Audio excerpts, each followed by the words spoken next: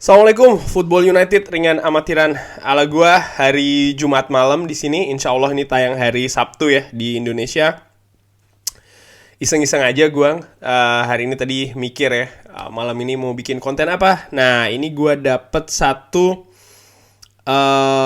konten yang pingin gua bahas, yaitu soal kontrak dari pemain Manchester United ini. Gua ambil dari akunnya atau yang di Twitter itu ya, di @United Arena atau UTD Arena. Sekaligus yang belum follow Twitter gue bisa follow ya di Gusti_Neg NEG. Di situ biasanya gue suka retweet komentar ini komentar itu. Bisa juga kita diskusi di situ ya. Gue lebih aktif di Twitter sih. But anyway, ini ada topik yang pingin gue bahas, yaitu soal masalah kontrak dari pemain Manchester United yang ternyata ini ada beberapa yang habis di tahun 2022.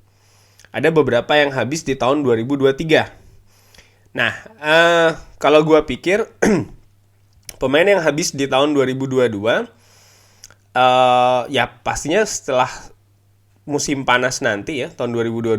Gue nggak tahu nih, dia nggak nyebutin bulan, tapi gue asumsikan aja bulannya itu di ya sekitar Juni, Juli gitulah ya, akhir musim kompetisi. Sama juga yang 2023. Ya tentunya mereka bisa lepas gratisan ya, kalau seandainya yang tahun 2022. Tahun 2023 maka Manchester United harus tahun ini ya harus berpikir nih, apakah akan diperpanjang atau tidak ya kan.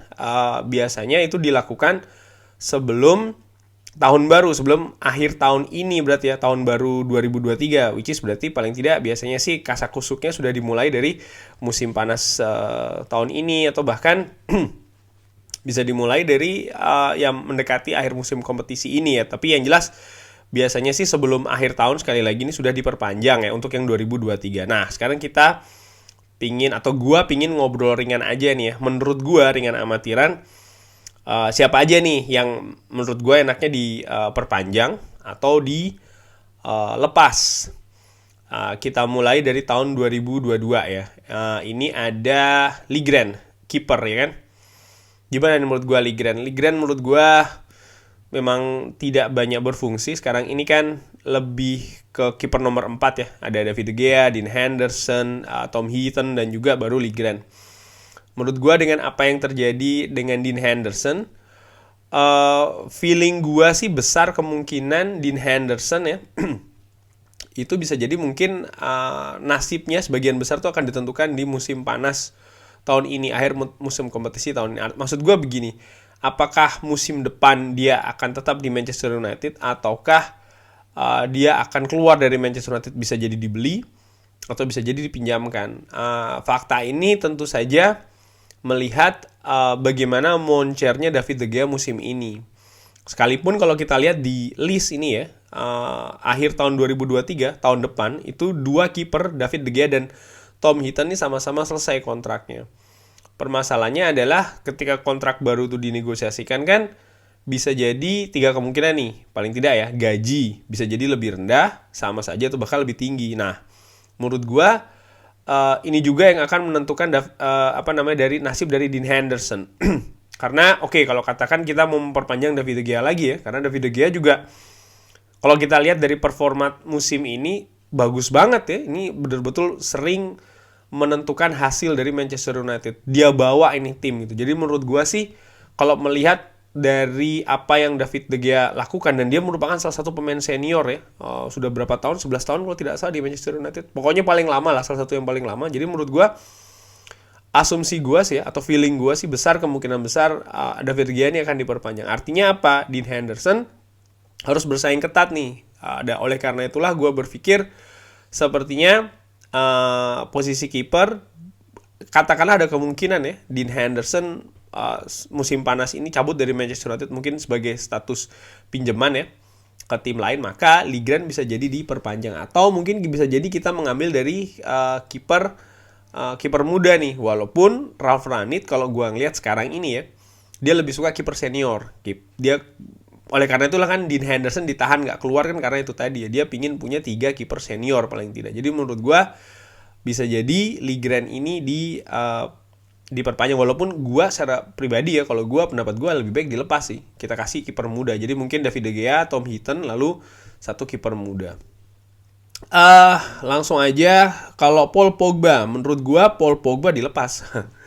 Sudah jelas ya, gajinya tinggi sekali, dan gue yakin kalau dia minta diperpanjang juga, kabar gosipnya kan dia minta gaji tertinggi di Manchester United atau bahkan gaji tertinggi di Premier League. Jadi menurut gue, dan kontribusi dan lain-lain di tim sejauh ini, selama ini dia di Manchester United menurut gue kurang maksimal. Dan gue nggak tahu, menurut gue sih skema juga dia tidak masuk ya, gaya permainan, sistem. Walaupun gue akuin sih dia pemain yang punya teknik, skill bagus ya, pemain juara dunia lah intinya. Dan gue juga melihat dia sepertinya sudah tidak 100% juga ingin stay di Manchester United. Jadi menurut gue jalan tengahnya ya lepas. Dan ini selalu gue katakan, gue ulangi lagi, gue prediksi memang Paul Pogba sudah dari lama sih kan, gue prediksi bahwa dia akan lepas secara gratisan di musim panas tahun ini. Jadi lepas ya. Dua gelandang nih, Lingard dan juga Juan Mata. Menurut gue sih dua-duanya juga akan lepas ya.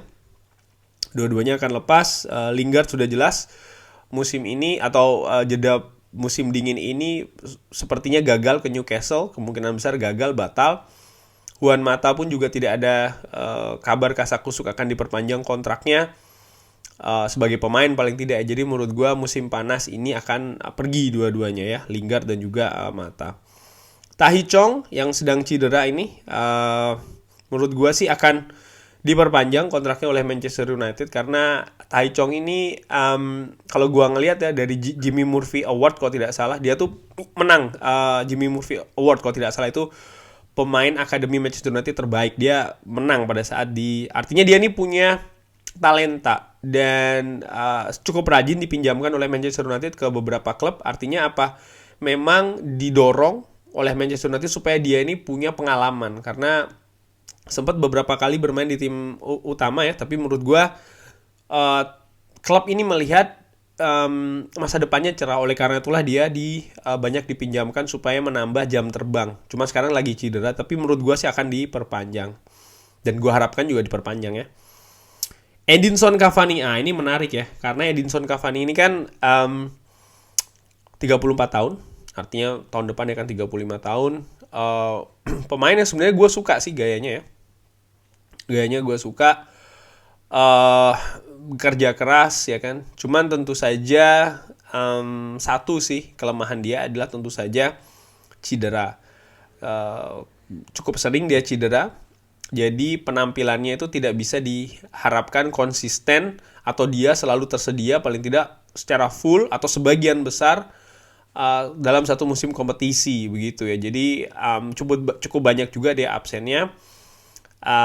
Dan kalau gue melihat juga bagaimana intinya gue suka sih ya, gue suka dia. Tapi kalau gue ngelihat sebenarnya kan dia ini sudah sempat dikabarkan akan cabut ya kan, musim panas lalu ke Boca Juniors dan lain-lain. Lalu sempat ada kabar juga ke Barcelona sebelum pergantian pelatih, dan Ralf Rangnick secara jelas menegaskan ke dia kalau dia ingin supaya Edinson Cavani ini stay sampai dengan kontraknya habis akhir musim ini ya. Walaupun tadinya kan sempat ingin dia ada kabar kan ingin keluar ke Barcelona dan lain-lain di bursa musim dingin ini, Januari ini. Cuman sebelumnya Rangnick sudah memagarin, dan sepertinya Cavani pun juga sepakat. Mungkin Rangnick bisa memberi jaminan bahwa dia akan terus bermain dan lain-lain. Akhirnya dia setuju untuk paling tidak dia bertahan sampai dengan akhir musim ini. Nah, bagaimana menurut gua akhir musim nanti? Sektor penyerang kita ini kan melepas Anthony Martial ya, sebagai pinjaman ke Sevilla, lalu juga Amad Diallo yang mungkin posisinya lebih ke sayap kalau Amad Diallo, tapi ya gelandang serang lah katakanlah. Nah, tentu saja kalau kita mengkeep pemain, artinya kita juga membuat pemain lain menit waktunya berkurang. Pun juga ada kemungkinan sebenarnya kita bisa menambah kualitas di sana. Tapi artinya mendatangkan pemain baru. Tapi ketika kita keep pemain tersebut, maka ya peluang itu tertutup. Dan kalau gue melihat ada baiknya, ringan amatiran ala gue ya, ini sekali lagi pendapat gue, Gue lebih pikir saatnya memang Edinson Cavani ini dilepas ya, 34 tahun, mungkin kita bisa melakukan penyegaran di lini depan. Walaupun sekali lagi gue suka nih penampilannya, cara dia bermain, cuman ya itu tadi dia sering cedera ya kan, terus gajinya juga merupakan salah satu yang tertinggi di Manchester United. Maksud gue begini, mungkin dengan gaji yang sama kita bisa mendapatkan striker yang lebih fresh, usia lebih muda, ketersediaannya bisa lebih banyak untuk dimainkan, atau paling tidak tersedia dulu lah dalam waktu yang lebih sering dibanding dengan Edinson Cavani. Kontribusi Edinson Cavani juga menurut gue cukup besar, tapi selain gue perkirakan dia akan dilepas, gue secara pribadi juga berpikir ya memang sebaiknya dia dilepas. Jadi untuk tahun 2022 ini musim panasnya akan cukup banyak ya kalau gue pikir yang dilepas. 1, 2, 3, 4, 5, 6 dari 6 pemain mungkin hanya akan 2 yang stay, yaitu adalah Lygren dan juga Tahith Chong. Bahkan bisa jadi cuman akan Tahith Chong saja ya yang stay di Manchester United. Gua akan sangat kaget kalau seorang Paul Pogba ini ternyata stay di Manchester United. Serius, literally gua akan kaget. Nah, sekarang menginjak ke tahun 2023, musim panas tahun depan ya. Habisnya langsung aja 2 kiper David De Gea dan Tom Heaton menurut gue di keep ya. David De Gea masih menunjukkan kualitas yang premium, superb, kelas atas. Bagaimana dia membawa Manchester United. Memang betul musim lalu dia tampil naik turun, tapi musim ini berbeda banget. Dan menurut gue sektor penjaga gawang itu sangat krusial. Gue ada di masa ketika Peter Schmeichel selesai dengan Manchester United, lalu kita mencari penggantinya. Dan itu memakan waktu cukup lama ya, sampai kita menemukan sosok Van de Sar. Di antara Peter Schmeichel dan Van de Sar itu banyak sekali sosok di sana yang terpental semuanya. Tidak ada yang sukses di Manchester United. Van de Sar pun ke Manchester United dengan usia yang sudah cukup senior, artinya dia tidak bisa lama.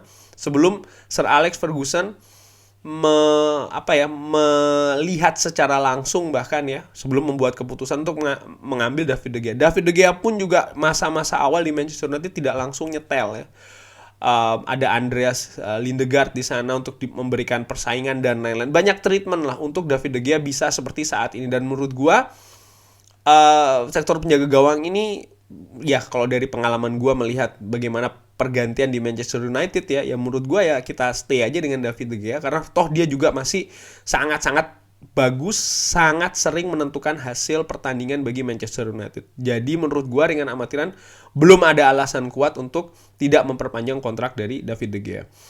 Begitupun juga Tom Heaton ya, sebagai pelapis menurut gue dia cukup bagus, cukup berpengalaman, secara teknis tidak buruk-buruk banget ya, cocok lah untuk pemain pelapis. Nah, lalu ada Phil Jones. Nah, Phil Jones ini menurut gua bagaimana ya? Kalau sebagai pelapis menurut gua bisa diberikan perpanjangan kontrak, karena apa yang progres yang terlihat selama ini, dia memang penampilannya sempat turun, sempat ditinggalkan oleh beberapa manajer Manchester United sebelumnya. Lalu di masa akhir dari Ole Gunnar Solskjaer ini diberi perpanjangan ya kan, dan ternyata dia bisa sejauh ini dia bisa secara progresnya itu sangat terlihat.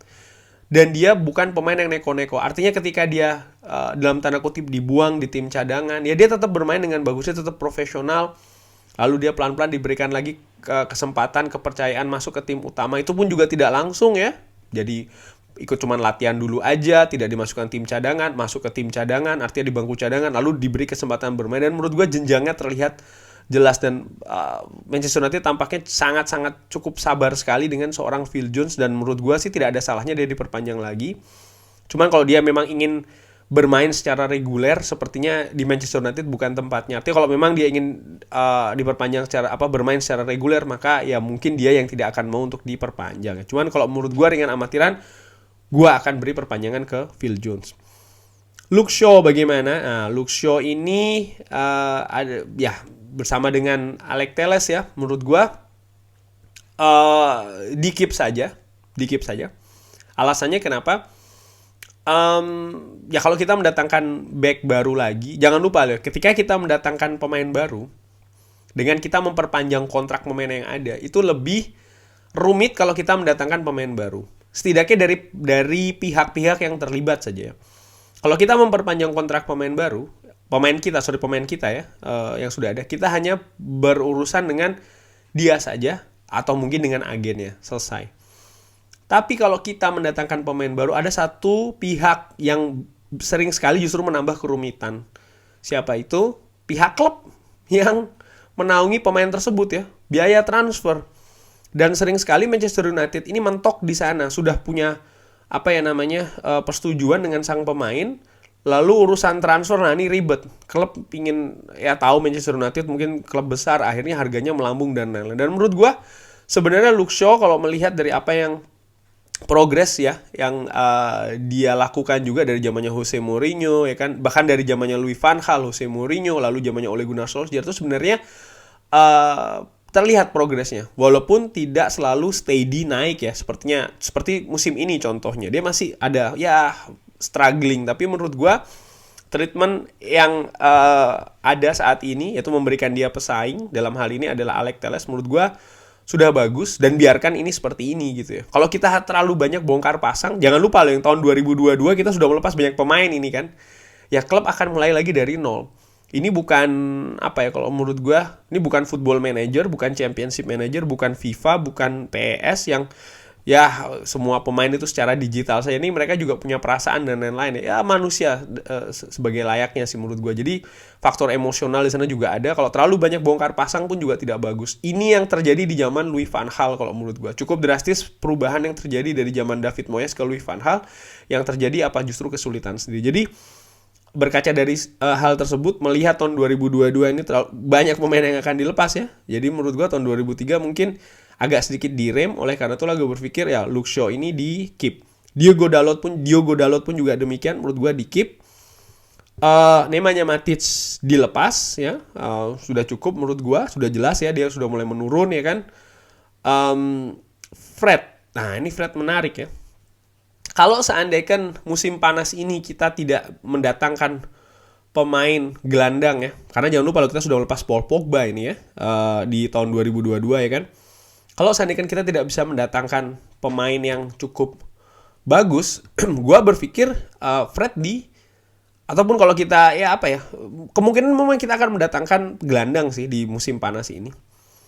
Oleh karena itulah gue berpikir dengan amatiran ala gue ya, ini sekali lagi pendapat gue, Fred di keep. Kalau menurut gue Fred di keep. Memang gue tahu mungkin ini agak sedikit berbeda dengan pendapat yang lain-lain. Silahkan, nggak apa-apa. Namanya juga kita punya ide pendapat masing-masing. Tapi menurut gue Fred di keep. Kenapa Fred di keep? Karena kalaupun ada gelandang baru, biarkanlah dia jadi semacam kayak pesaing ya. Supaya dia bisa lebih ada kemungkinan untuk memacu lagi dirinya. Jangan lupa dia ini juga pemain nasional salah satu tim terkuat di dunia, Brazil ya kan. Gua ngeliat di beberapa kualifikasi Piala Dunia Brazil dia masuk ke starting line up bahkan ya. Oleh karena itu gue berpikir Fred di keep aja. Apakah kita dapat pemain baru atau tidak? Kalaupun dapat ya sudah, nggak apa-apa, biarkan dia bersaing begitu ya. Mungkin dia tidak akan bermain sesering sekarang, tapi nggak apa-apa, paling tidak kedalaman squad bisa terjaga. Itu menurut pendapat gue ya. Kalau ada pendapat lain silahkan.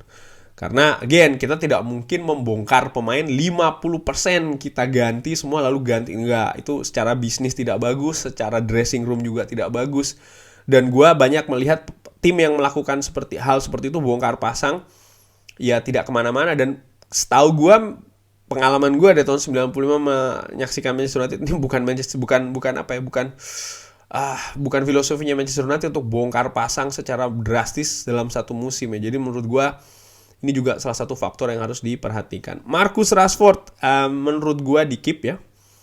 Menurut gue di keep ya karena gue berpikir sih dia ini walaupun saat ini sedang dalam tren yang menurun tapi kalau dia bisa kembali lagi fokus ke sepak bola, dia bisa menemukan motivasinya dia ini pemain yang skillful.